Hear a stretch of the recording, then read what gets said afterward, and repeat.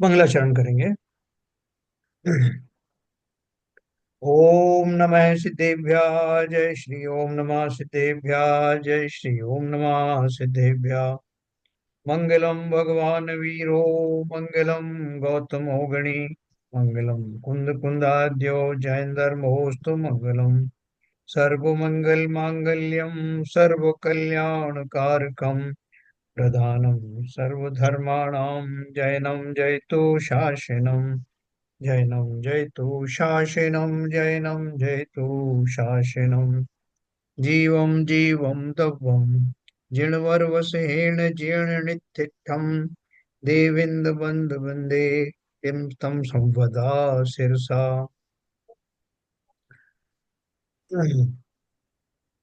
हमारा जो द्रव्य द्रव्य संग्रह नाम का ग्रंथ हमारे सामने है।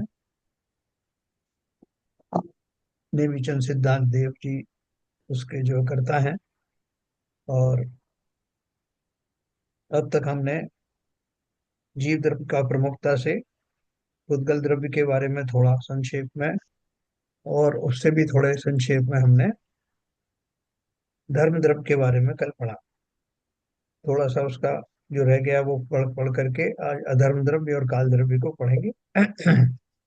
और चूंकि उसमें एक मीटिंग में जाना है इसलिए उसको थोड़ा 10-15 मिनट पहले समाप्त कर देंगे।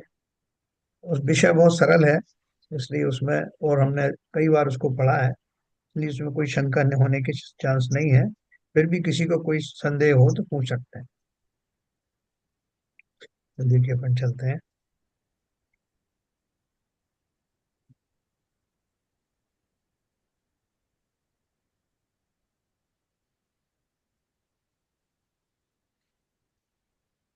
अधर्म द्रव्य का लक्षण, ऊपर अपन ने छोड़ा था ये धर्म द्रव्य के बारे में। यहाँ अपन ने पढ़ा था धर्म द्रव्य भी अपने स्वभाव से ही गति परिणत जीव पुद्गलों का उदासीन सहकारी कारण है। गाथा में लोक प्रसिद्ध जल और मछली का दृष्टांत दिया है। स्वयमेव गमनादि क्रियारूप प्रवर्तमान जीव और पुद्गलों को धर्मास्तिकाय सहकारी कारण है। उसमें उसका कारण इतना ही है कि जहाँ धर्मादि द्रव्य होते हैं वहीं जीव उद्गल गमनादि क्रियारूप प्रवर्तित होते हैं। तो चांस की बात है, जैसे हमारा एक रोड बन गया कहीं जाने आने के लिए, तो वो रोड जो है हमको एक सहायक है। रोड आपको जबरदस्ती चलने के लिए मजबूर नहीं करता, लेकिन आप चलना चाहें तो सुविधा अवेलेबल है। ठीक उसी प्रकार से पानी जैसे अवेलेबल है, मछली का जो स्वभाव है वो तैर तैर ही सकता है, तैरने का स्वभाव है उसका, उसके लिए जल होना आवश्यक है। तो जल वो द्रव्य है, वो मीडिया है जो उसको चलने में निमित्त बनता है। तो उसी तरह से जो समस्त जीव द्रव्य और पुद्गल द्रव्य हैं उनमें क्रियावती शक्ति होती है। वो गमन आदि करने में समर्थ समर्थ होते हैं। और लेकिन उनके लिए उस समर्थता में निमित्त बनने के लिए धर्म द्रव्य की मौजूदगी में वो गमन आदि करते हैं। तो तो जहाँ सर धर्म, हाँ सर ये मछली और जल का जो उदाहरण दिया है, हाँ तो इसमें जल क्या धर्म द्रव्य है?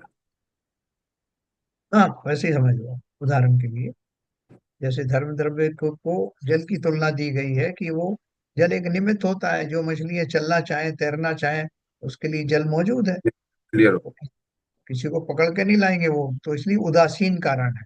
जो चलना चाहे हैं उनके लिए इसी तरह धर्म द्रव्य मौजूद है।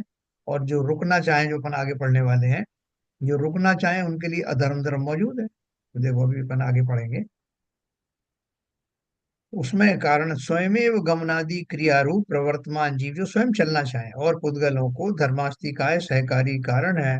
उसमें उसका कारण इतना ही है कि जहाँ धर्मादि द्रव्य होते हैं वहीं जीव उद्गल गमनादि क्रियारूप प्रवर्तित होते हैं। देखो एक बात इन्होंने जो कही है ना, कि उसमें कारण तो क्या है कि जहां जहां धर्म द्रव्य अवेलेबल है वहां वहां ही जीव अपनी उपादान शक्ति के कारण चल पाते हैं।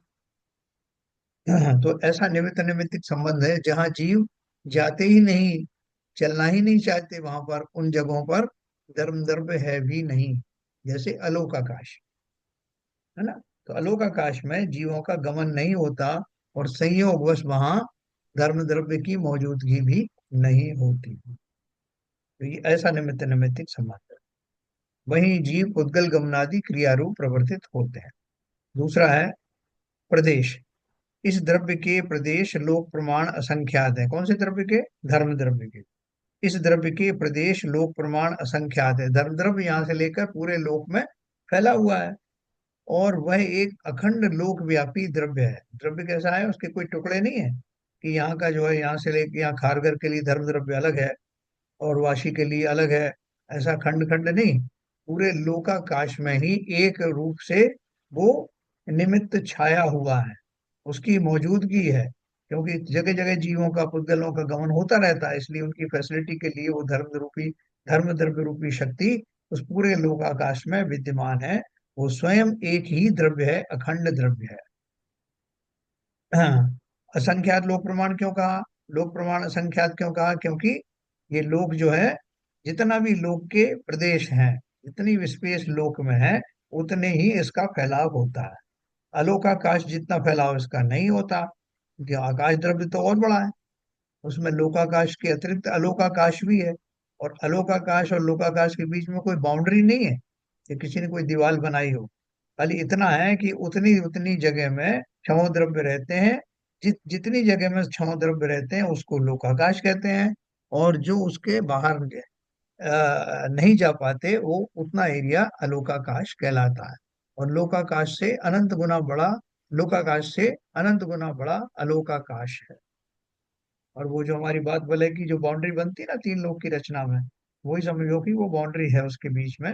वो बाउंड्री ऐसी नहीं है कि जो कोई पत्थर वत्थर की बनी हुई हो, वो खाली बात वलय से बनी हुई, वायु के हैं वो। तात्पर्य, धर्म और अधर्म स्वतंत्र द्रव्य हैं, जहाँ इनका अर्थ पुण्य पाप नहीं समझना चाहिए। यानी ये धर्म अधर्म वो वाले नहीं है। यद्यपि पांच द्रव्य जीव के निमित्त हैं, तथापि उसे दुख का कारण जानकर अक्षय अनंत सुखादि कारण विशुद्ध ज्ञान दर्शनोपयोग स्वभाव निज परमात्म द्रव्य को ध्येय बनाकर साधक को उसमें अनुष्ठान करना कर्तव्य है। हाँ। ये क्या बोल रहे हैं? यद्यपि पांच द्रव्य जीव के निमित्त हैं, तथापि उसे दुख का कारण जानकर। क्यों दुख का कारण क्यों जाने? उनका कहने का अर्थ यह है कि वो हमारे लिए कोई प्रयोजन भूत नहीं है। पांचों द्रव्य हमारे लिए कोई कार्य के नहीं है, और इसलिए हमारा उनमें मन लगाना या उनके बारे में चिंतन करते रहना, उन्हीं के बारे में सोचना या उनमें तो अपना समय व्यर्थ करना है। क्यों? क्योंकि मैं तो उस सारी प्रक्रिया को सुख का कारण नहीं मान करके, अक्षय सुख का, अनंत सुख का कारण कौन सा है? विशुद्ध ज्ञान दर्शनोपयोग स्वभावी निज परमात्म द्रव्य, उसी को ध्येय बनाकर साधक को उसमें अनुष्ठान करना कर्तव्य है। यानी बाकी और रिसर्च रिसर्च करने की जरूरत नहीं है बाकी और द्रव्यों में, कहने का ये अर्थ है। फिर अधर्म द्रव्य का लक्षण देखो। जैसे हमने धर्म द्रव्य का पढ़ा, ठीक उसके उल्टा अधर्म द्रव्य का है। ठाण जुदान अधम हो, उग्गल जीवान ठाण सह यारी, छाया जय पय्याणम गच्छन्ताणेव सो धरई। छाया निमित्त ज्यो गमन पूर्वक स्वयं ठहरे पथिक को, अधर्म त्यों ठहरने में निमित्त उद्गल जीव को। देखो अच्छी उदाहरण दी है। स्थिर हुए उद्गल और जीव द्रव्यों को, यानी ठाण जुदान माने स्थिर हुए, उद्गल जीवान यानी पुद्गल और जीव द्रव्यों को ठाण सहयारी स्थिर रहने में सहकारी, अधम्मो यानी अधर्म द्रव्य है। जैसे पहियाणम यानी मुसाफिरों को छाया, है ना, छाया जैसे निमित्त होती मुसाफिरों को ठहरने के लिए, है ना। कैसे रहती है देखो आगे बताया। किंतु वह अधर्म द्रव्य चलते हुए जीव और पुद्गल द्रव्यों को रोकता कदापि नहीं है, रोक भी नहीं सकता। हम्म। आगे उसका एक्सप्लेनेशन दिया है। स्वयं गति पूर्वक स्थिति रूप परिणमित जीव और पुद्गलों के स्थिर रहने में जो निमित्त हो, उसे अधर्मास्तिकाय द्रव्य कहते हैं। जैसे मुसाफिर के स्थिर रहने में वृक्ष की छाया। सर्वदा स्थिर रहने वाले धर्मास्तिकाय, आकाश और कालद्रव्य जो अनादि से स्थिर ही हैं, की स्थिति में अधर्म द्रव्य की निमित्तता नहीं है। देखो एक बहुत बढ़िया बात आपको सुनने को मिलेगी। पहले तो क्या बोल दिया, स्वयं गति पूर्वक स्थिति रूप परिणमित जीव और पुद्गल, जो जीव में गति रूप होने की शक्ति है, चलायमान होने की, चलने फिरने की, मूवमेंट की जिनको सामर्थ्य है, वो अगर चाहे कि अब मुझे नहीं चलना है, मुझे ठहरना है, ब्रेक लगाना है, तो लग जाते हैं। नहीं तो क्या होता, जीवन ने एक बार चलना शुरू किया तो वो कभी रुक ही नहीं सकता था। कोई ऐसा जो है वो मीडियम ही नहीं था कि जो उसको रोकने में मदद करता। अभी अपन जो गाड़ी में ब्रेक लगाते हैं, तो ब्रेक वाले जो चीजें हैं, जो रेजिस्टेंस है, जो चलने में बाधा करते हैं, वो उनसे अपन टायर बनाते हैं, उनमें ब्रेक शूज वगैरह बनाते हैं। तो वो रुकने की व्यवस्था भी करनी पड़ती है ना, जब रुकना हो, स्थिर होना हो, तो वो व्यवस्थाएं भी रहे। तो ठीक उसी प्रकार से लोक में ये व्यवस्था है कि ऐसा निमित्त बनता है कि जब जीव रुकना चाहे, जीव और पुद्गल है ना, गाड़ियां वगैरह सब ये पुद्गल ही है ना, जो उन्हें रुकने की आवश्यकता हो या अपन रोकने की आवश्यकता, तो ऐसी शक्ति होना चाहिए ना जो उनके रुकने में निमित्त बने। तो उस रुकने वाली या स्थिर रूप रहने वाली या करने वाली शक्ति का नाम अधर्म द्रव्य है। ठीक है। और जैसे उन्होंने बोला, जैसे मुसाफिर के स्थिर रहने में वृक्ष की छाया। जैसे जब भी जीव जा रहा है कहीं, कोई मनुष्य जा रहा है, गर्मी बहुत पड़ रही है, धूप हो रही है, उसने तो कहा कहीं ठहर जाए, सामने एक बड़ा सा पेड़ दिखाई दिया जिसकी छाया पड़ रही है नीचे, तो उसका मन किया कि इस छाया में थोड़ी देर विश्राम किया जाए। तो खड़ा हो गया जा करके। तो ना तो वृक्ष ने उसे बुलाया, ना किसी और चीज ने उससे कहा कि वहां जाके रुक जाओ, वो स्वयं ही उसके कदम उस तरफ बढ़ चले, वहां जा करके वो स्थिर हो गया। तो वो जैसे स्थिर होने में उसका जो वृक्ष का वहां होना उसमें निमित्त भूत बना, उसी प्रकार से ये अधर्म द्रव्य जो है, जो जीव स्थिर होना चाहे उनको स्थिर होने में मदद करता है, अर्थात निमित्त बनता है। तो जैसे मुसाफिर के स्थिर रहने में वृक्ष की छाया, फिर बोल रहे हैं कि बाकी के जो द्रव्य हैं वो हमेशा से स्थिर ही हैं, वो गतिमान है ही नहीं। सर्वथा स्थिर रहने वाले धर्मास्तिकाय, आकाश और काल द्रव्य जो अनादि से स्थिर ही हैं, की स्थिति में अधर्म द्रव्य की निमित्तता नहीं है। जो स्थिर पहले से ही बने हैं, उनको उस निमित्त की जरूरत ही नहीं। तो जरूरत किसको है, जीव और पुद्गल को, जिनमें गतिमान होने की भी सामर्थ्य है और रुकने की भी उनको जरूरत पड़ती है। तो इसलिए उनके लिए निमित्त बनते हैं। स्थिति कारणत्व। अधर्मास्तिकाय द्रव्य का स्थिति कारणत्व विशेष गुण है। इस द्रव्य के अतिरिक्त अन्य किसी द्रव्य में यह गुण नहीं है, जो ऊपर का बताया रुकने का। एक ही काल में सबका निमित्त, जो ऊपर बातें बताई हैं और द्रव्यों के बारे में, वो इसके बारे में बताई है। एक ही काल में गति पूर्वक स्थिति परिणत समस्त जीव पुद्गलों को लोक तक स्थिति का हेतुत्व अधर्म द्रव्य को बतलाता है। है ना। तो ये बोल रहे हैं कि सभी जीवों को ये सुविधा मौजूद है, सभी जीवों को और पुद्गलों को सभी कालों में मौजूद है। ऐसा नहीं कि आप बोलो कि साहब ये द्रव्य को पहले मैं रोक दूं, उनको पहले मैं फैसिलिटी दे दूं, आपको बाद में रुकने की फैसिलिटी दूंगा। एक ही समय में सबके लिए वो फैसिलिटी अवेलेबल है। काल और पुद्गल एक प्रदेशी है ना। क्योंकि काल और पुद्गल एक प्रदेशी है, इसलिए उनके वह संभव नहीं है। देखो एक बात वो कह रहे हैं कि जो अधर्म द्रव्य जो कार्य करता है, वो वैसा कार्य बाकी के द्रव्य क्यों नहीं कर सकते, उनकी व्यापकता कितनी है, कितनी दूर तक वो जा सकते हैं। तो उन्होंने क्या बोला, काल और पुद्गल एक प्रदेशी है, इसलिए वह उनके वह संभव नहीं है। जो समय है, काल भी एक द्रव्य है ना। तो काल कितना है, हर एक प्रदेश में एक कालाणु होता है, इसलिए वो काल की सीमाएं क्या है, एक प्रदेश मात्र है। वो सब उतना व्यापक नहीं है, काल द्रव्य अनंत है ना, जितने प्रदेश हैं उतने असंख्यात लोग प्रमाण है। तो इसलिए काल और पुद्गल एक एक प्रदेशी हैं, इसलिए वो सर्वव्यापक नहीं होने के कारण धर्म और अधर्म का कार्य नहीं कर सकते। जीव समुद्घात को छोड़कर अन्यत्र लोक के असंख्यात में भाग मात्र होने से उनके भी वह संभव नहीं है। जीव का है, जीव भी शरीर में रहता है तो शरीर मात्र ही उसके प्रदेश में बना रहता है। वो ऐसा नहीं कि हमेशा हर समय पूरे लोक में फैल जाए। समुद्रघात के समय तो, केवली समुद्रघात के समय तो फिर भी फैलता है वो, लेकिन बाकी समयों में तो शरीरों के जितना वो उगाना होती है उतना ही वो फैल सकता है, इसलिए वो भी इतना व्यापक नहीं है जैसे धर्म और अधर्म द्रव्य हैं। ये खाली कहना चाहते हैं। और विरुद्ध कार्य का हेतु होने से धर्म द्रव्य के भी वह संभव नहीं है, और धर्म द्रव्य भी वो कार्य नहीं कर सकता जो अधर्म द्रव्य करता है, या अधर्म द्रव्य भी वो कार्य नहीं कर सकता जो धर्म द्रव्य करता है, ये उन्होंने कहा। सहकारी गाथा 17 का पैरा 14 यहाँ भी लागू होता है, प्रदेश गाथा भी लागू होता है।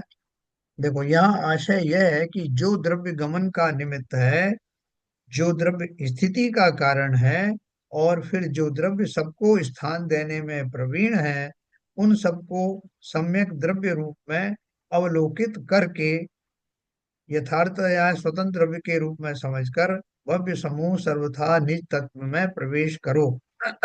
है ना, क्या बोल रहे हैं?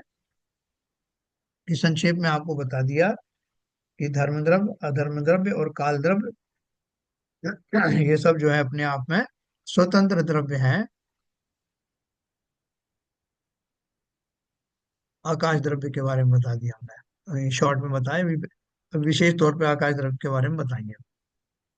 सूत्रार्थ यह है कि जैसे शुद्धात्म स्वरूप में स्थिति का कारण निश्चय से वीतराग निर्विकल्प स्वसंवेदन है, और व्यवहार से अनंत सिद्ध आदि परमेष्टि के गुणों का स्मरण है, वैसे ही जीव उद्गलों की स्थिति का निश्चय कारण अपना उपादान कारण है, तथा व्यवहार कारण अधर्म द्रव्य।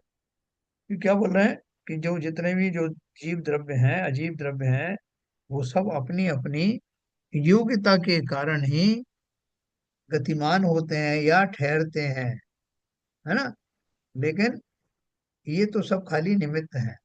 निमित्त कहने में आता है, वास्तव में वो जैसे उन्होंने बताया ना, जैसे शुद्धात्म स्वरूप में स्थिति का कारण निश्चय से वीतराग निर्विकल्प स्वसंवेदन है।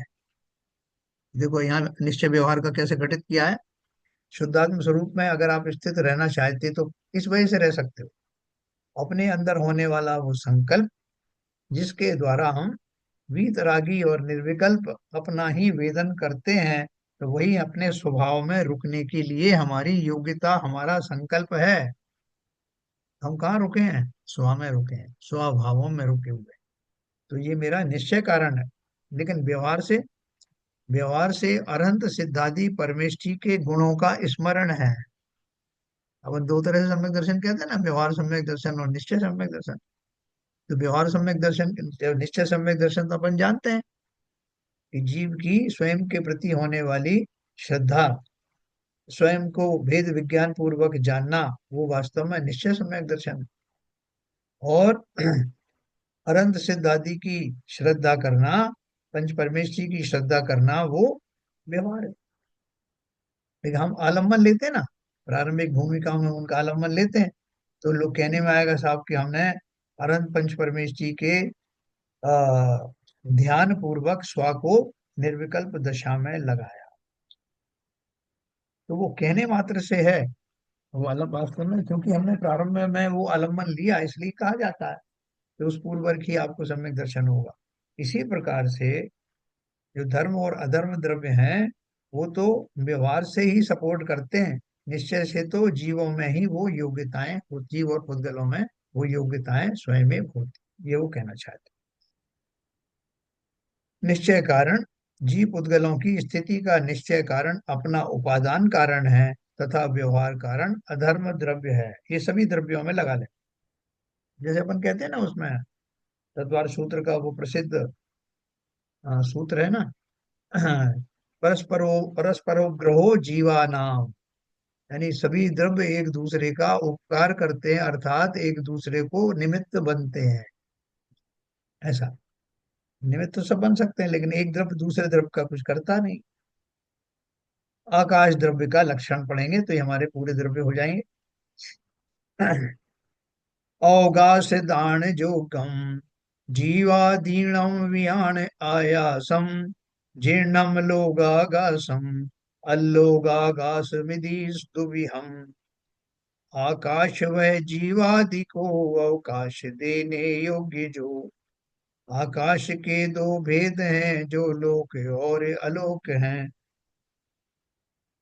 जीवादि द्रव्यों को, है जीवादीणाम माने जीवादि द्रव्यों को अवकाश, अवकाश दान जो गम यानी अवकाश दान के योग्य, जैनम यानी जिनेन्द्र भगवान के द्वारा दर्शित, आयासम मानी आकाश द्रव्य, ये आकाश द्रव्य को क्या कहा, वियाण, ये जानना चाहिए। ये आकाश द्रव्य लोकागासम यानी लोकाकाश, और अलोकागासम यानी अलोकाकाश, इति ऐसे दुविहम यानी दो प्रकार का है। आकाश द्रव्य दो प्रकार का है। इस तरह से दो प्रकार का है। अवकाश दान योग्य, षट द्रव्यात्मक लोक में सभी द्रव्यों को संपूर्णतया अवकाश का निमित्त है, वह आकाश है जो कि विशुद्ध क्षेत्र रूप है ना। चले निश्चय न से नित्य निरंजन ज्ञानमय परमानंद जिनका लक्षण है, ऐसे अनंतानंत जीव, उनसे अनंत गुने पुद्गल, असंख्य कालाणु और असंख्य प्रदेशी धर्म तथा अधर्म, ये सभी द्रव्य विशिष्ट अवगाहन द्वारा लोकाकाश में, यद्यपि लोकाकाश तो मात्र असंख्यात प्रदेशी हैं तथापि अवकाश प्राप्त करते हैं। देखो इसमें एक बात आई है कि जो लोकाकाश है वो बाकी के पांचों द्रव्यों को जगह देते हैं। तो उसमें उन्होंने, किसी ने क्वेश्चन उठाया, इसके जवाब भी आगे आएगा कि भाई ये तो खाली आकाश द्रव्य तो कितना है, असंख्यात प्रदेशी है। लोकाकाश जो है असंख्यात प्रदेशी है, लेकिन असंख्य में अनंत जीव कैसे चले जाते हैं, अनंतानंत जीव, और उससे अनंत गुने पुद्गल, सबके कितने प्रदेश हो गए, वो संख्यात प्रदेश से तो बहुत ज्यादा हो गए, उसमें कैसे आ जाते हैं, है ना। ऐसे अनंतानंत जीव, उनसे अनंत गुने पुद्गल, असंख्य कालाणु और असंख्यात प्रदेशी धर्म तथा अधर्म, ये सभी द्रव्य विशिष्ट अवगाहन यानी स्पेशल कैपेसिटी के कारण लोकाकाश में अवकाश को प्राप्त करते हैं, जगह को प्राप्त करते हैं।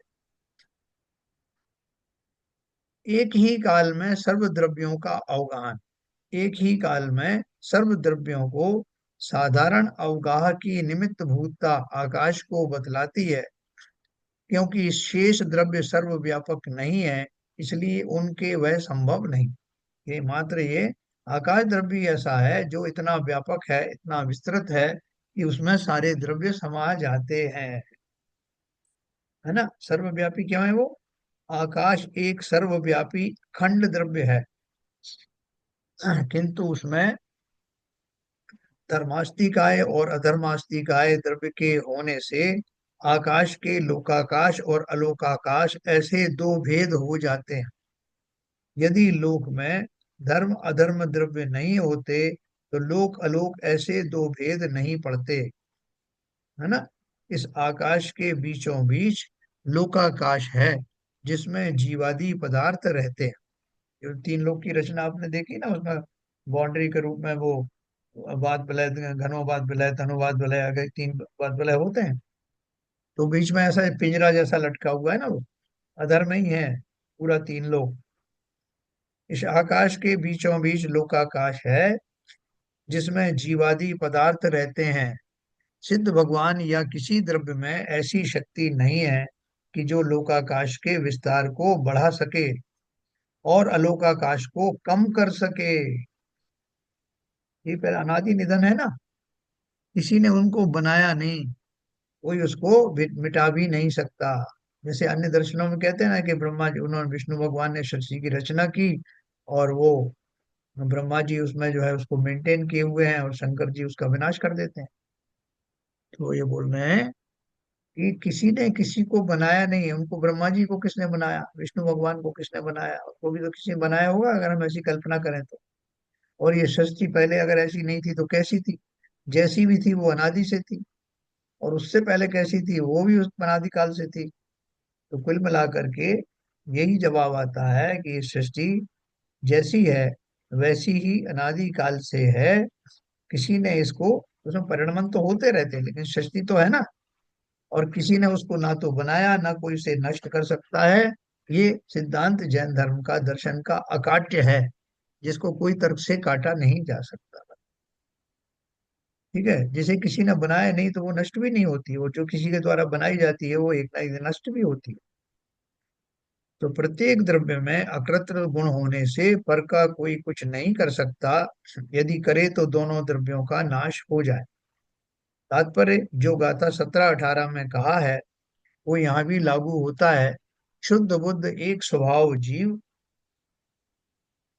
जीवास्तिकाय मोक्ष का कारण है, इसलिए सर्व प्रकार से उपादेय रूप शुद्ध जीवास्तिकाय से आकाश द्रव्य भिन्न है, इसलिए वह हे है। लास्ट में उन्होंने क्या बोल दिया कि जितने भी द्रव्य हैं जीव के अतिरिक्त, वो मेरे लिए ये तो हैं, लेकिन साथ में हे भी हैं। वो मेरे लिए उपादेय नहीं है, है ना। ये सब मेरे जानने में आते हैं, जानता भी मैं हूँ, इस जानकारी लेने की जिज्ञासा भी होती है कि वो कौन है, क्या क्या है, लेकिन मुझे उन्हीं में रमना नहीं है। रमने तो एकमात्र अपने ही स्वभाव में, अपने द्रव्य में ही है। फिर एक क्वेश्चन और है लास्ट की, लोकाकाश और अलोकाकाश का क्या लक्षण है ना। ये पढ़ करके अपन आज समाप्त करेंगे, एक मीटिंग में जाना है। तो देखो, लोकाकाश अलोकाकाश का मैंने आपको पहले ही बताया था, यहाँ और स्पष्ट किया है। धम्मा धम्मा कालो उग्गल जीवाय संति जावदिये, आया से सो लोगो तत्तो पर दो अलोगुत्तो, काल धर्मा धर्म जिये पुद्गल रहे जिस क्षेत्र में, वह क्षेत्र ही बस लोक है, अवशेष क्षेत्र अलोक है ना। वही क्लियर किया उन्होंने। ये सारी चीजें अपन ने देखो कहाँ कहाँ पढ़ी, प्रवचन सार की गाथा में। प्रवचन सार हमने नहीं पढ़ा ना यहाँ पे। नहीं हाँ। पढ़ा। पंचास्ति काय, नहीं वो पढ़ा। भी नहीं पढ़ा। ओके। बृहद द्रव्य संग्रह, यहाँ नहीं पढ़ा, मंदिर में पढ़ा। एनीवे, ये तो बहुत सिंपल टॉपिक है, जैन धर्म जानिए भी अपन ने जाना है। हाँ, उसमें तो पढ़ा। मैं, हाँ मैं इसको आपको बताता हूँ। जावदीय यानी जितने, आया से यानी आकाश में, धम्मा धम्मा यानी धर्म द्रव्य अधर्म द्रव्य, कालो यानी काल द्रव्य, और पुद्गल जीवा यानी पुद्गल द्रव्य तथा जीव द्रव्य रह रहे हैं, वह लोगो यानी लोकाकाश कहलाता है। उस लोकाकाश से परे यानी बाहर अलोक यानी अलोकाकाश कहलाता है। लोकाकाश अलोकाकाश जितने स्थान में सभी द्रव्य मालूम हों वह लोकाकाश है, और लोकाकाश के बाहर जो केवल आकाश है वह अलोकाकाश है। लोक के तीन भाग हैं, ऊर्ध्वलोक, मध्यलोक और अधोलोक। इन्हीं को तीन लोक कहते हैं, और यही लोकाकाश है। इससे बाहर अनंत लोका अलोकाकाश है। मैं भी आपको एक बहुत मजेदार बात बताने वाला हूँ। यह लोक अनादि अनंत है, इसे किसी पुरुष ने बनाया नहीं है, इसका कोई नाश नहीं कर सकता। इसे किसी ने ना तो धारण किया है ना कोई इसकी रक्षा करता है। इस लोक में जीवादि पदार्थ हैं, वे पृथक पृथक अनादि निधन है, उनकी अवस्था का परिवर्तन होता रहता है। देखो, इस लोक में जो जीवादि पदार्थ हैं, जीव के अतिरिक्त और जितने भी द्रव्य हैं वो भी अनादि निधन है, उनकी अवस्था का परिवर्तन होता रहता है। जैसे वो कहते हैं ना, साइंटिस्ट कहते हैं कि ये बहुत पहले जो आकाश, सूरज का एक बड़ा टुकड़ा जो है पृथ्वी पर गिर गया, और फिर वो ठंडा होता गया और वो पृथ्वी बनती गई, और फिर उसमें जीव उत्पन्न हुए। तो वो क्या है कि वो जो छठे काल में जिस तरह की अग्नि वगैरह बरसती है ना, तो वो सब उसका रूप ले ला करके कुछ उन्होंने वर्णन किया। बाकी सृष्टि तब से शुरू हुई ऐसा नहीं है, ये तो सृष्टि अनादि निधन है। तो बोले इस अपेक्षा से उन्हें उनकी अवस्था का परिवर्तन होता रहता है, इस अपेक्षा से उन्हें उत्पन्न होने वाला और विनाश होने वाला कहते हैं। जो स्वर्ग नरक दीपादि हैं वे अनादि काल से ऐसे ही हैं और सदैव ऐसे ही रहेंगे। जीवादिक और स्वर्गादिक स्वयं सिद्ध हैं। संसार में जो जीव हैं वे ही यथार्थ ज्ञान के द्वारा मोक्ष मार्ग साधन करके सर्वज्ञ वीतराग होते हैं, तब उन्हें परब्रह्म कहा जाता है। कोई अलग से इस जगत का कर्ता या परब्रह्म नहीं है, है ना। हाँ, अल्प प्रमाण वाले लोकाकाश में अनंत द्रव्य कैसे रह सकते हैं? क्वेश्चन मैंने आपको बताया था पहले कि जो लोकाकाश का जो प्रमाण है, उसमें इतने इतने इतनी प्रदेश वाली चीजें कैसे रह सकती हैं? तो उसका उन्होंने उत्तर दिया था ये वाला। इस असंख्यात प्रदेशी लोकाकाश में अनंत जीव रहते हैं, उससे अनंत गुने पुद्गल रहते हैं। लोकाकाश के असंख्य प्रदेशों के बराबर असंख्यात कालाणु रहते हैं, तथा समस्त लोकाकाश में धर्म और अधर्म द्रव्य भी व्याप्त है। तब फिर इस अल्प प्रमाण वाले लोकाकाश में इतने अनंत द्रव्य कैसे रह सकते हैं? है ना? तो उन्होंने उसको उत्तर दिया, जैसे एक दीपक के प्रकाश में अनेक दीपकों का प्रकाश समा जाता है, जैसे एक गूढ़ रस विशेष से भरे हुए शीशे के पात्र में बहुत सा स्वर्ण सोना उसमें डाल देते हैं, वो घुल जाता है, अवकाश जैसे एसिड वगैरह अवकाश प्राप्त करता है। जैसे दूध के भरे हुए घड़े में उतने ही प्रमाण में राख और सुइयां बराबर समा जाती हैं, उसी प्रकार आकाश द्रव्य की विशिष्ट अवकाश दान शक्ति से उपरोक्त अनंत द्रव्य भी लोकाकाश में समा जाते हैं, उनके एक साथ रहने में कोई बाधा नहीं आती। आकाश द्रव्य स्वयं अमूर्त है, इसलिए अमूर्त में अनंत अमूर्त जीव तथा धर्म अधर्म द्रव्य एवं कालाणु निराबाद अवकाश प्राप्त करते हैं। पुद्गल भी दो प्रकार का, सूक्ष्म और स्थूल। अनंत बहुभाग पुद्गल सूक्ष्म रूप में ही आकाश में व्याप्त है, तो जो अल्प भाग में स्थूल पुद्गल स्कंध हैं, वे लोकाकाश में समा सकते हैं। है ना? तो ये अपन इसको कल थोड़ा सा जो बचा है इसको पढ़ करके काल द्रव्य को पढ़ेंगे। काल द्रव्य हमारा अंतिम द्रव्य होगा। और फिर मैं आपको एक बात और बताऊंगा कि जब काल द्रव्य नहीं है तो जो अलोकाकाश है, उसको कौन परिणमाता है? वहां तो काल द्रव्य है ही नहीं, और आकाश द्रव्य है, तो उसको कौन परिणमाए? तो इसका उत्तर मैं आपको कल दूंगा। अब ये समय हो रहा है मीटिंग में जाने का। तो एक बार ये सब रिवीजन हो जाएगा, तो आपको द्रव्यों के बारे में से कोई संदेह नहीं रहेगा, या नहीं तो कभी कोई भी संदेह आ सकता है। तो संजय प्रकाश जी निर्माणी स्तुति करें।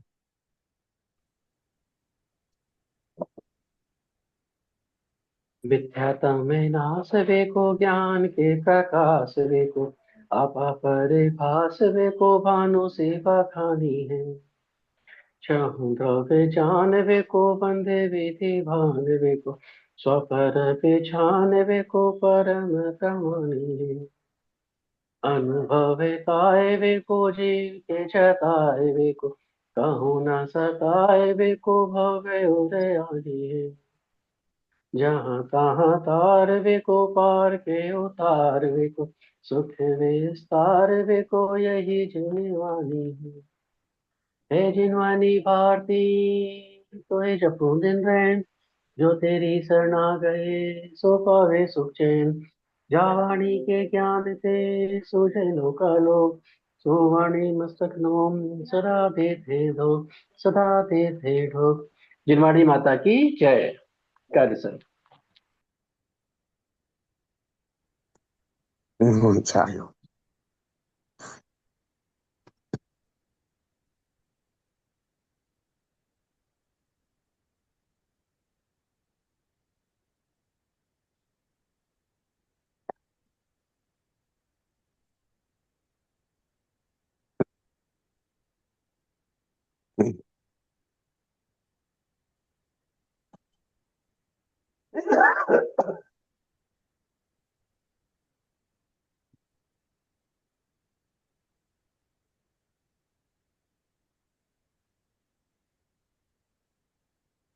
जय जिनेन्द्र सभी को जय। जय बोलो। जय जगन्नाथ। जिनेन्द्र, सबको जय जिनेन्द्र। जय जय जगन्नाथ की साहब जय सभी को जय जगन्नाथ की। जिनेन्द्र। जय। जय जय जिनेन्द्र, सभी को जय जिनेन्द्र। जय जगन्नाथ की साहब।